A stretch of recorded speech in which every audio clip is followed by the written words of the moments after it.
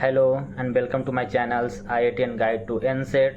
तो I hope आप सब अच्छे होंगे। जितने भी सारे एनसेट के स्टूडेंट्स हैं वो सबको प्रॉब्लम हो रही थी एडमिशन और कॉलेज को लेकर, तो मैंने आपके लिए एक अच्छा सा कॉलेज इन्फॉर्मेटिव वीडियो बनाया हूँ जिसमें आपको एडमिशन एंड उसके प्रोसीड्यूर के बारे में बहुत ही अच्छे से कवर करने की कोशिश किया हूँ। जैसे कि मैंने कॉलेज की सीरीज़ में सारी कॉलेज IIT और NIT कुछ कवर कर रखा हूँ, RI कवर कर रखा हूँ। तो ऑलमोस्ट 7 to 8 कॉलेज को मैंने अभी कॉलेज सीरीज़ में मैं कवर कर चुका हूँ। अगर किन्हीं को भी अगर किसी भी कॉलेज को रिलेटेड इन्फॉर्मेशन चाहिए तो मेरे प्लेलिस्ट में जाके वो देख सकते हैं। जैसे कि मैंने IIT Kharagpur, IIT Jodhpur, IIT रोपार, IIT Bhubaneswar सारे कवर कर दिया, NIT त्रिची, RI अजमेर और बाकी सारे भी मैंने कॉलेज को कवर कर रखा हूँ। तो आपको किसी भी चीज़ को इन्फॉर्मेशन चाहिए अदर कॉलेज के बारे में तो आप वहाँ मेरे प्लेलिस्ट में जाके देख सकते हैं। तो चलिए आज मैं एक अच्छा सा वीडियो NIT वारंगल के ऊपर लाया हूँ। पूरी इसमें प्रोसीड्यूर के बारे में बताऊँगा, एडमिशन से लेके काउंसलिंग प्रोसेस से लेके कब लास्ट डेट है, कब फीस पेमेंट डेट है, कॉलेज का लाइफ स्ट्रक्चर क्या है, BSc BEd का प्लेसमेंट्स कैसा होगा, कटअप्स क्या होंगे, हर एक चीज़ के बारे में बताऊँगा। कॉलेज में कौन कौन सा स्पोर्ट्स हैं, स्कॉलरशिप्स क्या है, हर एक चीज़ के बारे में इसको मैं डिस्कस करूँगा। तो जैसे कि मैंने बाकी अपने कॉलेज के वीडियो में जो मैंने डिस्कस किया है सेम उसी प्रकार मैं इस कॉलेज के बारे में भी डिस्कस करूँगा। तो चलिए अब चलते हैं, स्टार्ट करते हैं NIT के बारे में, NIT वारंगल के बारे में। तो छोटा सा मेरा इंट्रोडक्शन है। नाम Purushottam Yadav, college Indian Institute of Technology, branch economics, admission 2023 में एनसेट के थ्रू हुआ था।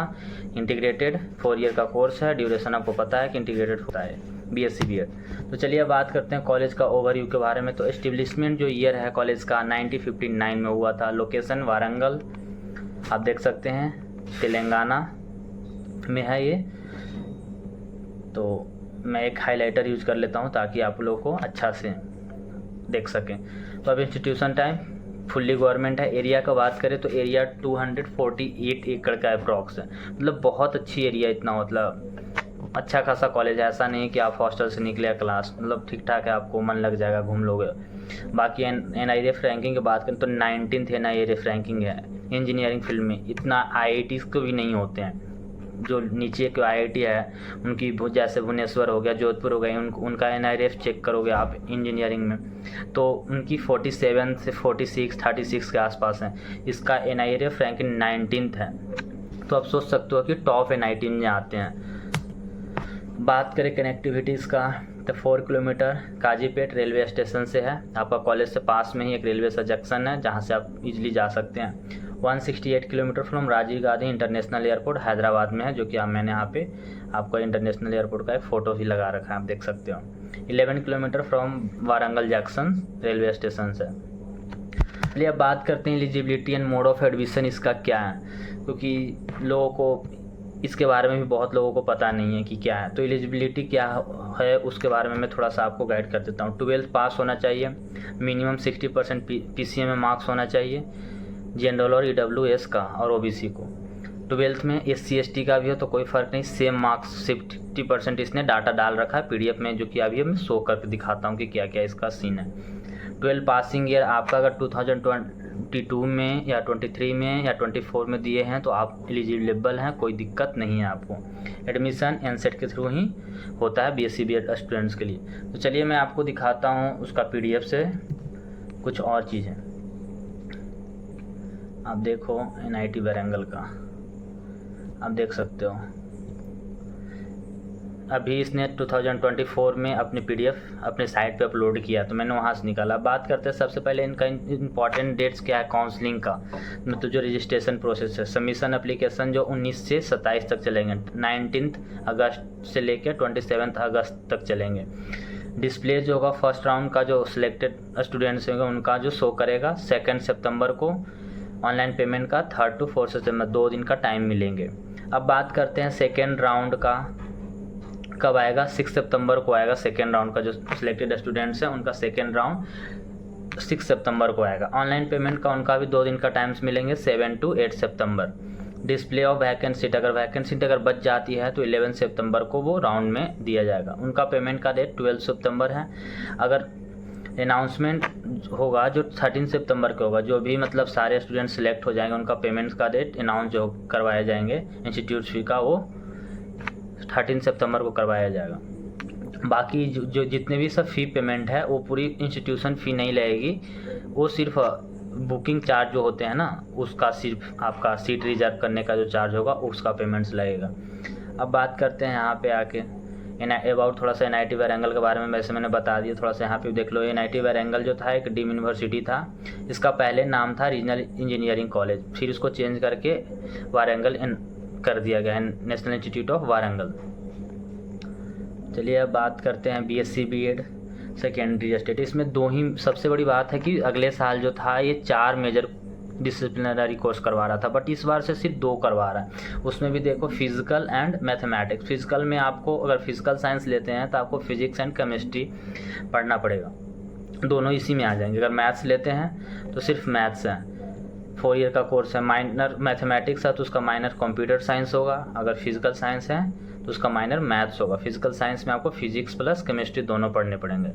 अगले साल पिछले साल जो था इस कोर्स में 4 डिसिप्लिनरी कोर्स थे, उसमें से कंप्यूटर साइंस BSc B.Ed में सोच सकते हो computer science BSc B.Ed students को नहीं मिलता, बट NIT वारंगल ने कंप्यूटर साइंस कोर्स को भी अलाउ किया था, जो कि मैं अभी तुरंत शो करूँगा उसका।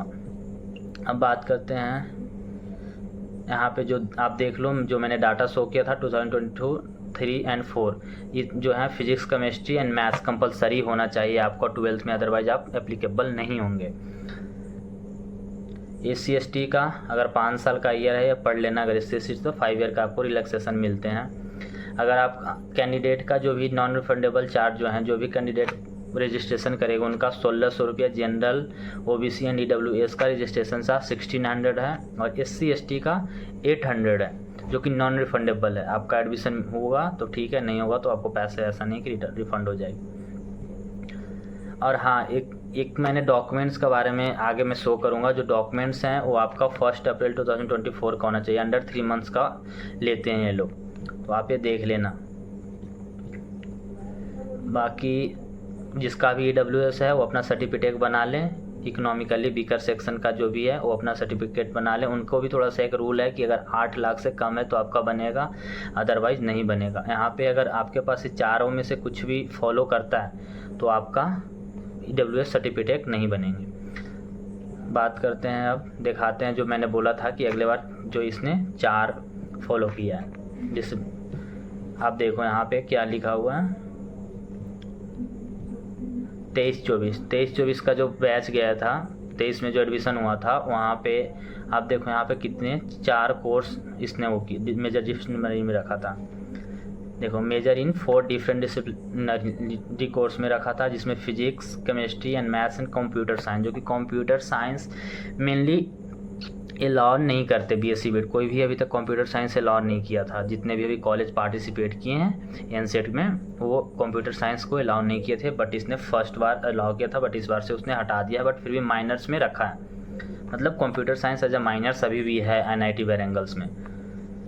तो चलिए अब फिर से चलते हैं हम अपने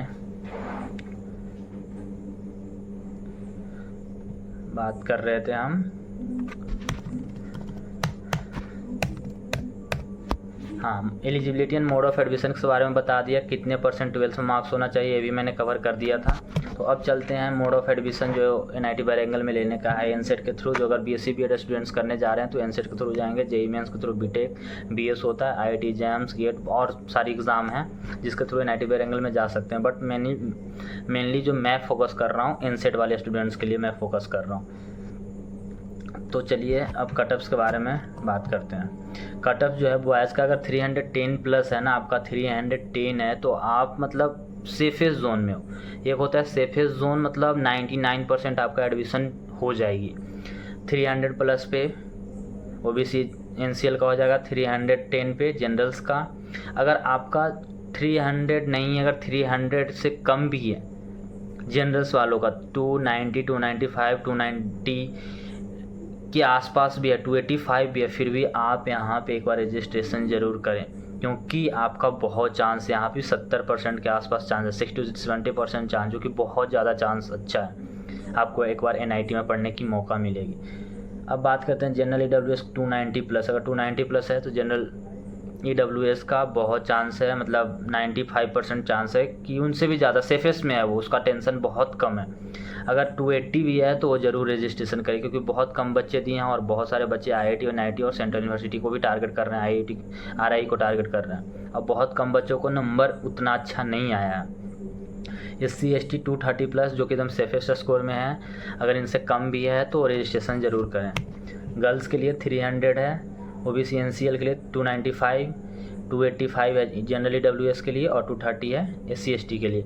अगर इसमें से अगर थोड़ा भी कम भी हो रहा है तो आप ज़रूर, जैसे कि मैंने बॉयज़ सेक्शन में बताया था, बॉयज़ का कटअप था उसमें भी और गर्ल्स वाले में दोनों में अगर थोड़ा बहुत आगे पीछे भी है तो आप ज़रूर रजिस्ट्रेशन करें, क्योंकि आपका चांस बहुत होता है। तो अब बात करते हैं सीट डिस्ट्रीब्यूशन का क्या सीन है। तो आप देख लो, BSc BEd का टोटल 50 सीट्स सारे IIT और NIT ने 50 सीट्स नहीं कवर कर रहे हैं। तो ओपन मतलब जनरल का 90 सीट है, ओपन PWA का 1 सीट्स हैं, EWS का 4 हैं, EWS PW का 1 है, OBC का 13। आप इसी प्रकार SC ST का 0, SC ST PW का 0, ST का 3, ST PW का 1। तो आप सीट डिस्ट्रीब्यूशन यहाँ से आप देख सकते हैं। अब बात करते हैं डॉक्यूमेंट्स के बारे में कि आपको डॉक्यूमेंट कौन कौन सा चाहिए। तो देख लो, आपको डॉक्यूमेंट्स आधार कार्ड होना चाहिए या फिर बर्थ सर्टिफिकेट होना चाहिए या फिर वोटर ID, ये तो तीनों में से एक वैलिड है। नेम जो भी आपका एप्लीकेशन ITAP के फॉर्म पे है वही आपका यहाँ पे मैच करना चाहिए। Warangal should match the name in supportive document. जो भी डॉक्यूमेंट्स आप दिखाओगे उसमें दोनों का नाम मैच होना चाहिए। 10th का सर्टिफिकेट होना चाहिए, 12th का मार्कशीट, डिक्लेरेशन फॉर्म, जो भी आपका TC मिलते हैं वो लेके आना पड़ेगा। क्वालिफिकेशन ऑफ सर्टिफिकेट एनसेट हो तो भाई ऑब्वियस सी बात है, आप एनसेट के एग्ज़ाम दिए हो तो उसका तो आपके पास डिक्लेरेशन फॉर्म होना भी, क्वालिफिकेशन होना चाहिए कि हाँ मेरा पासिंग ये है। अप्लीकेबल अगर OBC NCL है तो उसका सर्टिफिकेट बनाना पड़ेगा। EWS है तो अपना सर्टिफिकेट बना लें। जो OBC से हैं, जो EWS से हैं, SC से हैं वो SC का बना लें, ST का बना लें। जो PW हैं वो PW का सर्टिफिकेट बना लें। अब आती है सबसे बड़ी बात प्लेसमेंट्स की, क्या इसका सीन है, प्लेसमेंट्स का क्या है। तो NIT वारंगल्स बहुत ही प्लेसमेंट के मामले में बहुत अच्छी कॉलेज है, बहुत रिप्यूटेड कॉलेज है। तो प्लेसमेंट हम एक साल 2023 में ही बैच स्टार्ट हुई है, तो अभी तक कोई इसका प्लेसमेंट जो फर्स्ट बैच ही निकलेगी 27th में निकलेगी। तो न भी हाईएस्ट प्लेसमेंट का डाटा है हमारे पास, ना लोएस्ट प्लेसमेंट का डाटा है। जो अभी हमें डाटा मिलेगी 27th के बाद से ही पता चलेगी। 27th में फर्स्ट बैच को पता चलेगा कि कितना हाईएस्ट गया था, कितना लोएस्ट गया था। बट एक एक्सपेक्टेड डाटा हम बता सकते हैं कि 8 to 10 लाख जाएगी, क्योंकि NIT है तो मतलब उसका भी एक रिपूटेशन है। ऐसा नहीं हुआ कि 3 लाख 2 लाख और 2.5 लाख रुपये पेमेंट करवा रहे हैं, 20-30 हज़ार रुपये बच्चों को वहाँ से प्लेसमेंट दिवा रहे हैं मंथली, जो कि ये पॉसिबल नहीं है। तो आपका एक्सपेक्टेड माना जा रहा है क्योंकि 8 लाख to 10 लाख आपका होगा, और मुझे लगता है कि ओवरऑल प्लेसमेंट इससे अच्छा ही होगा, क्योंकि वहाँ पे बच्चे जाकर सिर्फ BSc BEd का क्लास नहीं करते, खुद से ओवरऑल किसी का कोडिंग में भी जा सकते हैं, क्योंकि उनका रूम पार्टनर हो सकता है BEd वाला के साथ BTech वाला हो, मतलब अलग अलग इन्वायरमेंट देते। जैसे हम लोग का KGP का है तो हम लोग का BTech वाले साथ हमारे साथ रहते हैं। तो जिसका जिसमें इंटरेस्ट है वो जाके अपने आप को एक्सप्लोर कर सकता है, उनको एक्सपोजर बहुत मिलते हैं। तो उनको अगर टेक में जाना है, IT सेक्टर में जॉब करना है, तो 8 to 10 की जगह वो 30 to 40 लाख भी पार कर सकता है, अगर उसके पास नॉलेज है, टैलेंट है। तो प्लेसमेंट्स का कोई वैसा दिक्कत नहीं होगी, प्लेसमेंट अच्छा होगा, क्योंकि सीट्स बहुत कम है, 50 सीट्स हैं, तो प्लेसमेंट तो अच्छा होगा। हम फर्स्ट बैच हैं तो हम एक्सपेरिमेंट बैच हैं, तो प्लेसमेंट अगर अच्छा नहीं करवाएंगे तो बैच फ्लॉप हो जाएगी, तो गवर्नमेंट को भी समझ सकते हो प्रॉब्लम होगी। अब बात करते हैं फैसिलिटीज़ में हॉस्टल्स का बताएं। तो टोटल हॉस्टल जो है 70 हैं, उसमें से 10 बॉयज़ का और 7 गर्ल्स का है। वाईफाई बहुत अच्छा है, हर हॉस्टल में आपको वाईफाई मिल जाएंगे। लॉन्ड्री सिस्टम्स आपको अवेलेबल हैं, अगर कपड़ा धोवाना है तो आप लॉन्ड्री लगवा सकते हैं। सिक्योरिटी भी बहुत अच्छी है। रूम जो यहाँ पे single, double and triple room occupancy है यहाँ पे। अब बात करते हैं मेडिकल फैसिलिटीज़ के बारे में। तो आपको कैंपस में हेल्थ सेंटर मिल जाएंगे, कोई दिक्कत नहीं है। अब स्पोर्ट्स में बात करें, स्टूडेंट्स लाइफ में स्पोर्ट्स का बात करें तो आपको फिटनेस हॉल 2 मिल जाएंगे, फुटबॉल ग्राउंड मिल जाएंगे, वॉलीबॉल कोर्ट मिल जाएंगे, जिम मिल जाएंगे, multipurpose stadium, squash court, table tennis, badminton, 1 to 400 metre का एक ट्रैक ट्रेवल मिल जाएंगे। यहाँ पे ग्रेवल नहीं होगा, ट्रैवल होगा, थोड़ा सा मिस्टेक हो गया लिखने में, और बहुत सारी चीज़ें हैं। अब फेस्ट के बारे में बात करें तो टेक फेस्ट होता है, टेक्नोलॉजियम फेस्ट होता है, कल्चरल फेस्ट में स्प्रिंग फेस्ट फ्री होता है, क्यूरा मैनेजमेंट फेस्ट होता है, स्पोर्ट्स फेस्ट मोमेंटम होता है, बेब्स होता है, लिटरेली फेस्ट होता है, बक्स ऑफ हैकाथॉन, बहुत सारी ऐसी चीज़ सोसाइटी फेस्ट होते हैं जो कि आप जाओगे तो आपको पता चलेगा, एक्सप्लोर और कर भी सकते हो। अब बात करते हैं फ़ीस स्ट्रक्चर के बारे में। तो फीस स्ट्रक्चर के बारे में बात करते हैं तो ट्यूशन फीस जो है, अगर OBC EWS और जनरल्स वालों के लिए, अगर जिनका इनकम 5 लाख से ज़्यादा है उनको फ़ीस ट्यूशन फ़ी 45,000, अदर फी 42, टोटल फीस इतना लगेंगे। अगर जिनका 1 लाख से कम है उनका ट्यूशन फी 0 है, सिर्फ अदर फीस लगेंगे तो इतना टोटल फीस लगेंगे। अगर 1 से 5 लाख के बीच में उनका ट्यूशन फी 15,000, 42,500 अदर फीस हैं, टोटल 57,500 लगेंगे। अब हॉस्टल मेस फीस के बारे में बात करें तो देख लो, अगर डबल रूम चाहिए या ट्रिपल रूम चाहिए तो इतना चार्ज लगेंगे। पढ़ लेना क्वेश्चन है क्या क्या सीट रेंट का 1,000 रुपये बढ़ते हैं, तो मैं प्रेफर करूँगा कि डबल रूम ही लें। 1,000 रुपये आपको ज़्यादा लगेगा एक सेम में, मतलब 6 महीने में 1,000 रुपये ज़्यादा लगेगा, तो कोई ज़्यादा चार्ज नहीं है। टोटल फीस के बारे में बात करें डबल शेयरिंग का तो 3,44,000 लगेंगे रहने खाने का 4 ईयर्स का, और 3 सीटर्स का 3,36,000 लगेंगे। अब बात करते हैं स्कॉलरशिप, जो कि मैंने बता रखा है कि कोई स्कॉलरशिप नहीं मिलने वाला है 5 लाख से ऊपर वालों को, जनरल EWS और OBC वालों को।